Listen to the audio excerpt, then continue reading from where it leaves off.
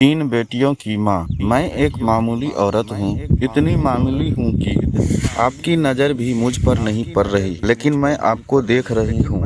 आप अपनी बीवी के साथ डॉक्टर के यहाँ जा रहे हैं, उसकी कोख में लड़की या लड़का, यह जानने के लिए। असल में आप अपनी लड़की की हत्या करना चाहते हैं। कोख में है ही। आपको यह ख्याल भी नहीं आ सकता कि जिस सड़क से आप जा रहे हैं उसे मैंने बनाया है। मैंने यहाँ रोड़ियाँ बिछाई और फिर उन्हें दुर्मुठ से कूटा था। मेरी छोटी छोटी तब यहाँ किनारे पर उगी झाड़ियों में मेरी तीन बेटियां हैं। मेरा आदमी कहता था कि अगर बेटा नहीं हुआ तो मुझे छोड़ देगा। उसने कहने के लिए मुझे छोड़ भी दिया, पर अब भी पक्का पकाया खाने के लिए जब तब आ जाता है। चिकनी चुपड़ी बातें भी करता है। मैं सब समझती हूँ, फिर सोचती चलो मेरी बेटियों का बाप है।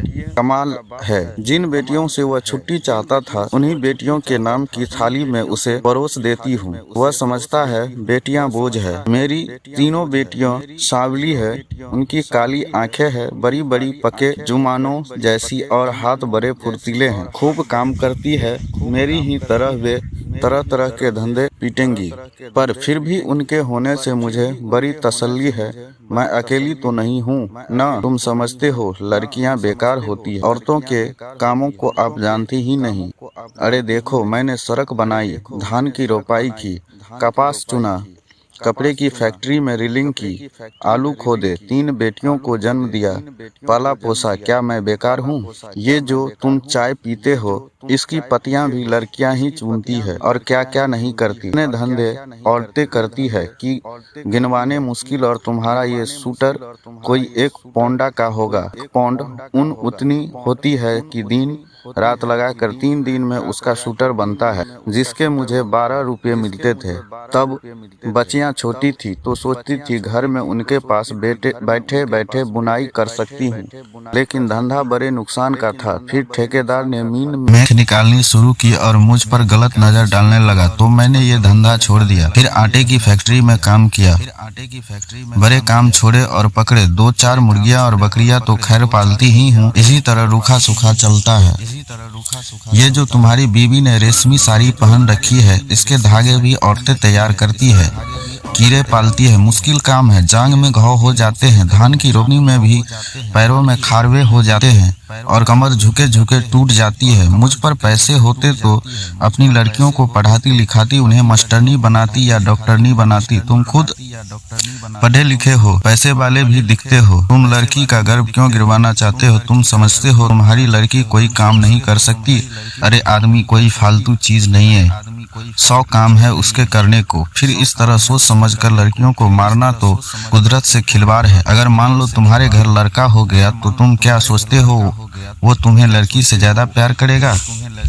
फिर लड़के बिगड़ते भी बहुत हैं। आजकल उनका ध्यान मारपीट में ज्यादा हो गया है। मान लो लड़की ही पैदा हो जाए तो क्या तुम उसे पढ़ाना लिखवाना, वो तुम्हें खूब प्यार करेगी। लड़कियां माँ बाप को खूब प्यार करती है।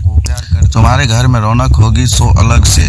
तुम सोचते हो दहेज देना पड़ेगा तो तुम उसे खाने कमाने लायक कर देना। दहेज मांगने वाले से शादी मत करना। हो सकता है आप भी ऐसा लड़का मिल जाए जो बिना दहेज के शादी कर ले। अगर न मिले तो क्या वो कमाएगी, खाएगी और तुम्हारा सहारा बनेगी। हो सकता है वह तुम्हारा नाम रोशन कर दे।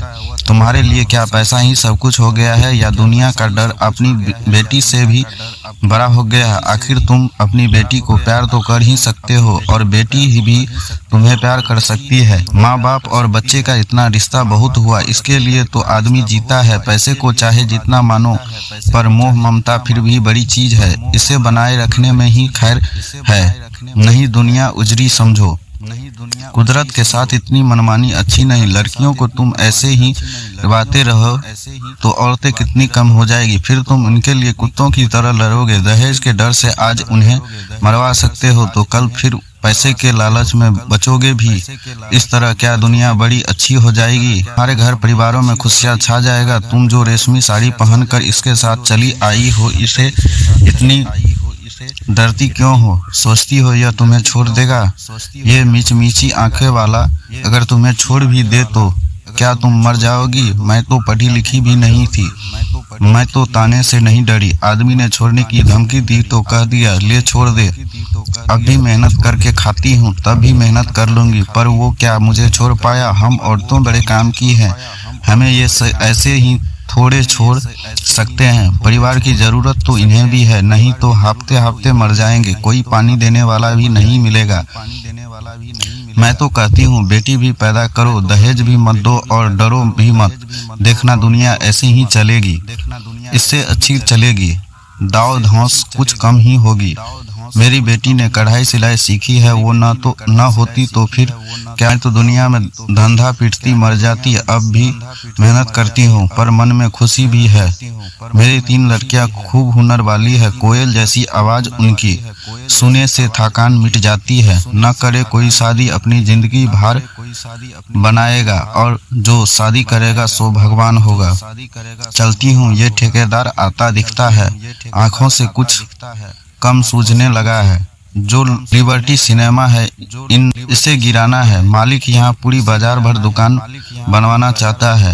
यही मलबा ढोने का काम करूंगी। काम तो ठीक है, मैंने बहुत किया है, पर इसके सामने ये डॉक्टर की दुकान है, यहाँ लड़का लड़की टेस्ट होता है। बस इसे देख देख कर मन में बेचैनी बनी रहती है।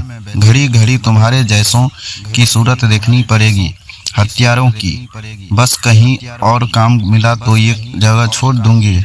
देख, तब तक ही तो ये काम करना पड़ेगा। मैं पढ़ी लिखी होती तो ये सब बातें लिख देता, फिर तुम भी मेरी बात किताब में पढ़ लेते। पढ़ कर तुम भी कहते, कतराड़ी देवी बात तो पत्ते की कहती है।